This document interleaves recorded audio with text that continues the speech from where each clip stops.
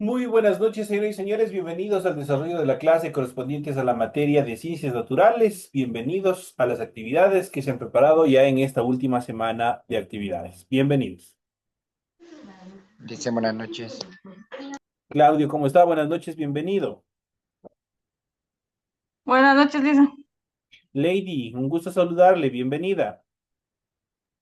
Buenas noches, licenciado. Edison, un gusto saludarle, bienvenido y bienvenidos al desarrollo de la presente clase. Vamos a ir directamente analizando las actividades que tenemos para esta semana. Y obviamente aquí en pantalla ustedes ya pueden observar el documento correspondiente a la tarea que tienen habilitada dentro de la clase de ciencias naturales. En pantalla pueden ustedes observar el formato para recursos de aprendizaje de tarea. Estamos en la asignatura de ciencias naturales, en la unidad número 5, los ciclos de la naturaleza y sus cambios. Vamos a ver el tema número 4, endemismo de la flora ecuatoriana por regiones, depredación y conservación del ambiente. Son los temas que vamos a ver en esta clase. Tienen ustedes el tipo de tarea, tienen el objetivo de tarea y a continuación tienen las instrucciones para el desarrollo de la misma. Recuerden que el trabajo es individual, deben leer el compendio de la unidad 5, tema número 4. Pueden ampliar su información sobre el mismo tema con otras bibliografías de ser necesario. En la hoja de trabajo realice las siguientes actividades. Esos son el tema que ustedes tienen que desarrollar como tarea para esta semana. ¿Qué es lo que dice? Dice, realiza un organizador gráfico en donde muestres las diferencias entre las especies endémicas y las especies introducidas. Tienen que hacer un cuadro, un organizador gráfico. Puede ser un mapa mental, puede ser un cuadro comparativo, lo que ustedes más se acomoden, pero obviamente tienen que contener esta determinación. Las especies, cuáles son las diferencias entre especies endémicas e introducidas. Especialmente aquí se puede aplicar un cuadro comparativo en los cuales ustedes pueden desarrollar ese organizador gráfico. La siguiente actividad dice cómo se usa la palma africana para el consumo humano. Tienen que describir cuáles son las características en cuanto al desarrollo de la palma africana y obviamente los diferentes derivados que el hombre ha desarrollado para el consumo. La siguiente dice, anota 5 plantas de las cuales se empleen sus hojas, 5 sus semillas y 5 de sus frutos. Entonces, ¿qué es lo que tienen que hacer aquí? Tienen que anotar 5 plantas de las cuales obviamente se empleen sus hojas para algún tipo de actividad. Otras 5 en relación a las semillas. ¿Qué es lo que pueden ser comestibles, pueden ser curativas, lo que sea? Tienen que poner 5 características y también, obviamente, sus frutos. 5 plantas. O menos en frutos, nosotros tenemos una gran variedad aquí en el Ecuador. Es facilito determinar eso. Y la última dice, nombra 5 recetas que incluyan saborizantes naturales. Si no conoces 5, pregunta a tus compañeros o compañeras o a tu entorno familiar para que ustedes puedan desarrollar este tema. Ustedes pueden, por ejemplo, el comino. El comino es de origen vegetal, entonces pueden hacerlo. Eso también, ese es un saborizante. Entonces ya les doy una idea por dónde ustedes tienen que investigar y tienen que ver para completar esta tarea. Recuerden que el trabajo es 100% escrito, claro y ordenado. Deben utilizar combinaciones de colores, líneas, símbolos e imágenes para ilustrar el contenido, sobre todo en el organizador gráfico. Tienen que tener mucho cuidado, obviamente, en utilizar todas estas características de aquí. La rotulación de la hoja es fundamental. Estos ya saben cómo tienen que hacerlo en la parte superior. Obviamente desarrollan, cumplen con todos los requerimientos que se les solicita y a continuación proceden con el desarrollo de las temáticas que tienen para la presente tarea. En función del contenido, ustedes deben revisar las recomendaciones, la rúbrica de calificaciones y al final de este proceso tenemos la información para el desarrollo de los recursos de plataforma. Estamos en la unidad número 5 con el tema endemismo de la flora ecuatoriana por regiones, depredación y conservación del ambiente, correspondientes a la semana 4 de fecha 23 de diciembre del 2025. De hecho, esta tarea permite entregas desde el 23 de diciembre, la fecha límite de entrega es el 2 de enero y la fecha de publicación de la calificación será hasta el 5 de diciembre, perdón, hasta el 5 de enero del año 2026. Entonces ya saben cuáles son los tiempos en el cual obviamente también tienen que completar la presente actividad. No saben, ya se les ha indicado cuáles son las características en función del desarrollo de la presente actividad. A continuación vamos a iniciar con el desarrollo de las actividades y vamos a hablar obviamente justamente del material de apoyo y vamos a ir viendo y desglosando cada uno de los temas que se encuentran planificados para la presente clase. Y vamos a hablar del endemismo de la flora ecuatoriana por regiones. Y vamos a continuar con el tema que habíamos estado viendo en la clase anterior. Y vamos a hablar de los elementos tóxicos. Las comunidades ancestrales reconocieron las propiedades venenosas de las plantas desde la antigüedad, lo cual aportó a sus estrategias de supervivencia y adaptación al ambiente. Les ayudó a evitar enfermedades, curarse y para capturar presas. Un ejemplo de ello es el uso del barbasco empleado para la pesca, que lo utilizan. Entonces, hay determinadas plantas de características tóxicas y venenosas, peligrosas para el hombre o para cualquier especie. Entonces el hombre pero ha sabido aprovechar justamente las características de cada uno de ellos para poder extraer y sacar beneficio de estas plantas. Tenemos plantas para la fría fabricación de materiales y aquí vamos a ver cuáles son, obviamente, las plantas que se utilizan para la fabricación de determinadas actividades, artesanías. La flora del Ecuador ha sido utilizada desde épocas ancestrales como materia prima para fabricar enseres que ayudan a cubrir necesidades básicas. Por ejemplo, el tejido de cuerdas y canastas, la construcción de viviendas, la fabricación de textiles, la elaboración de utensilios y herramientas, la fabricación de tintes, de perfumes y pegamentos, la fabricación de muebles, etcétera, etcétera. ¿Quién no tiene un juego de muebles en el cual esté constituido, qué sé yo, por pino, por ciprés, por laurel, por cualquiera de las plantas? Ahí estamos aplicando todo este proceso. Prácticamente ha servido para la industria, para la fabricación de determinados actividades, obviamente que son necesarias para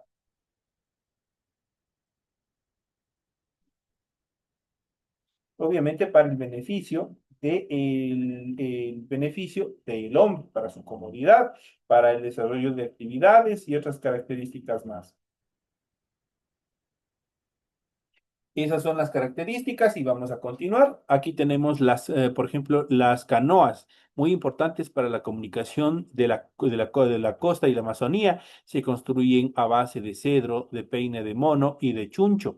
Esos son los materiales en relación a vegetal en los cuales se construyen las canoas. Se rellenan colchones y almohadas con lana de ceibo. Los árboles maderables más utilizados son el cedro, el laurel y el peniche. La caoba, el colorado, el bálsamo, balsa y chonta se utilizan para realizar artesanías. El achiote rojo, el huito negro se emplean para pinturas corporales. Las grasas para impermeabilizar techos se obtiene de la palma real, la higuera y la unguragua, por ejemplo. Ahí nosotros tenemos algunas de las características. El shanshi tiene importancia en el teñido de pieles. Las cuerdas se tejen de fibra de cabuya y chambira. El mamey y el pucunero se utilizan como goma de mascar. El muyuyo se usa como pegamento. La fabricación de cerbatanas, flechas, arcos, trampas y arpones se usan las palmas que tienen cortezas muy duras. Regálenme unos segunditos nomás, tengan la bondad.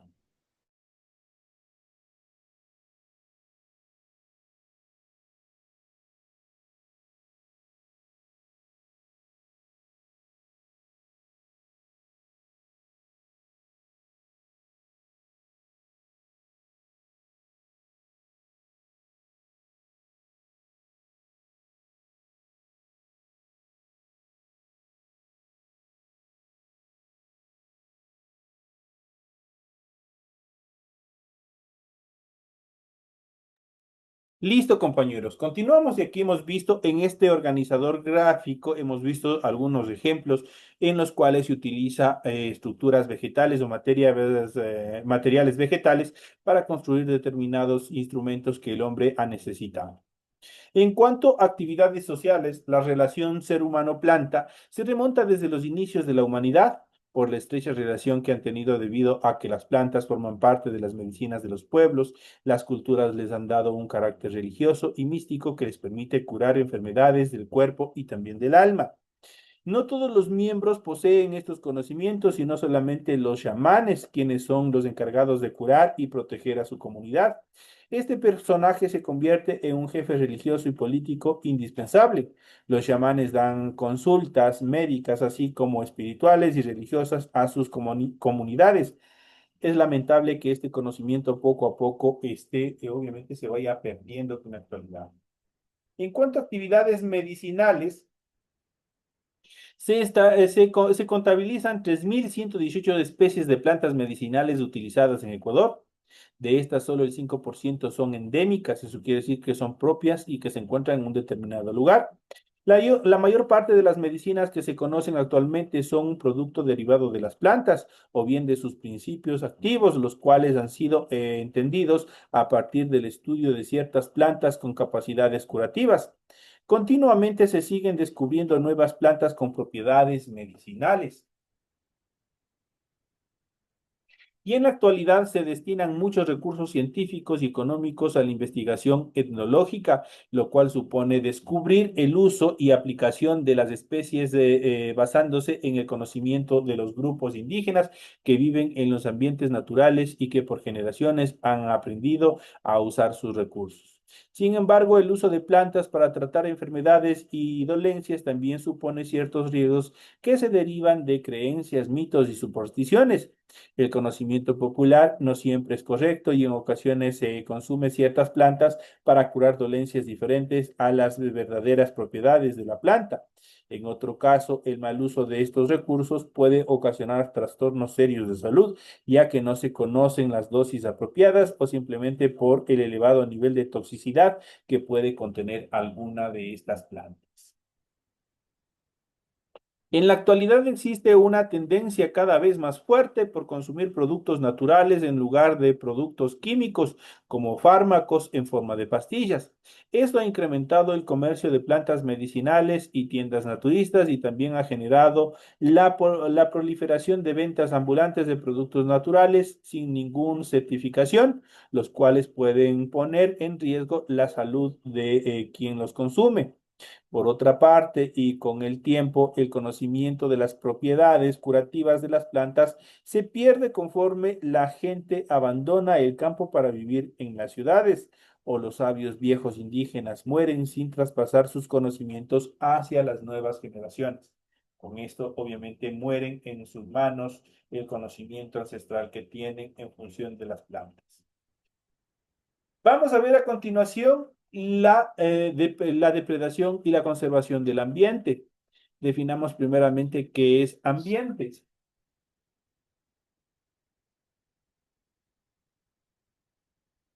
El ambiente es el sistema global y constituido por elementos naturales y artificiales de naturaleza física, química, biológica, sociocultural y de sus interrelaciones, en permanente modificación por la acción humana o natural que rige o condiciona la existencia o desarrollo de la vida. Un poco de historia en relación a la conservación del ambiente vamos a ver a continuación. Hemos hablado del cuidado del ambiente, pero debes saber que este es un concepto del que hoy se comenta con insistencia, pero no fue siempre así. Hasta hace aproximadamente 40 años, la gente pensaba que los recursos naturales del planeta eran inagotables, que podíamos usar y abusar de ellos sin ninguna consecuencia. En el año de 1970, se reunieron en Roma un grupo de empresarios, científicos y políticos quienes solicitaron una investigación sobre los problemas que en ese momento ponían en riesgo el desarrollo económico. El resultado fue un trabajo llamado Los límites del crecimiento, el cual arrojó un resultado negativo por la desaparición progresiva de los recursos naturales. En el año 2000 habría una gran crisis y para el año 2100 la situación sería catastrófica e irreversible. Todo ello debido a la contaminación y a la destrucción que realiza el hombre al medio ambiente. Fue entonces que en el año de 1972 que la Organización de las Naciones Unidas realizó la famosa Conferencia de Estocolmo. En ella se establecieron principios básicos para la conservación de los recursos naturales, entre los cuales se puede mencionar primero la igualdad, el desarrollo sustentable, la soberanía sobre los recursos, las responsabilidades compartidas y la cooperación internacional. Además, se propuso que la solución para el problema era moderar el crecimiento económico, frenar el consumo excesivo y realizar formas de producción más respetuosa con el medio ambiente. Esto en cuanto a un poco de historia y eventos que se han venido desarrollando en relación a la conservación, preservación del medio ambiente. ¿Qué significa, por el contrario? Vamos a ver a continuación depredación. ¿Qué es la depredación? Sí, existen dos excepciones para este término. La primera es la ecológica, que se refiere a la relación interespecífica establecida entre dos individuos, en la que uno provoca la muerte del otro con el fin de alimentarse o conseguir algún recurso. Por ejemplo, un gato caza ratones para poder alimentarse. Otro tipo de depredación es el herbivorismo, en el cual el herbívoro depreda a una planta que pueda o no matar. En este caso, un oso de anteojos come, por ejemplo, la bromelia.